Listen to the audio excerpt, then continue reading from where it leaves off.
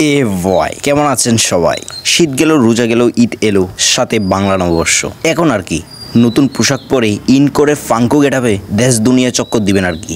জানি এখন কারোর সাথে কথা বলা যাবে না, কারণ সবার পকেট এখন গরম গরম। একে তো রোদের গরম, তার উপর থাকবে এখন আবার টাকার গরম।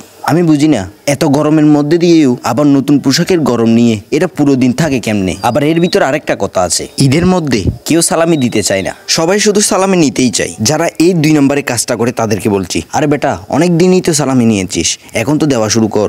তুই এখন থেকে আক্কল করে না দিলে পরবর্তীতে দেখবি ছোটরা তোকে ব্যাককল ডাকতেছে, কারণ তাদেরও তো নিজের পকেট একটু গরম করার ইচ্ছা আছে নাকি। আরে বেটা এতদিন তো ভালো কিছু করিসনি, এই ঈদের দিনে হলেও কোনো গরিবকে টাকা দিয়ে ওদের পকেট গরম কর। আর তুই যদি গরিব খুঁজে না পাস তাহলে তোর বন্ধুদেরকে টাকাগুলো দে, কারণ তোর বন্ধুরা দুনিয়ার সবচেয়ে বড় ফকির। গিয়ে দেখ সেই ফকির বন্ধুগুলো এখনো সালামি খুঁজে মানুষের কাছে, কিন্তু বেচারাদের কেউই সালামি দেয় না। বেচারা একদম নিষ্পাপ ফকির এই বেচারাগুলো, পারলে ওদের সালামি দিয়ে সাহায্য কর। আরে আমিও তো নিষ্পাপ ফকির, তাই এই ফকিরের দোয়া নেওয়ার জন্য আমার অনেক অনেক বন্ধু আমাকে অনেক অনেক সালামি দিয়েছে।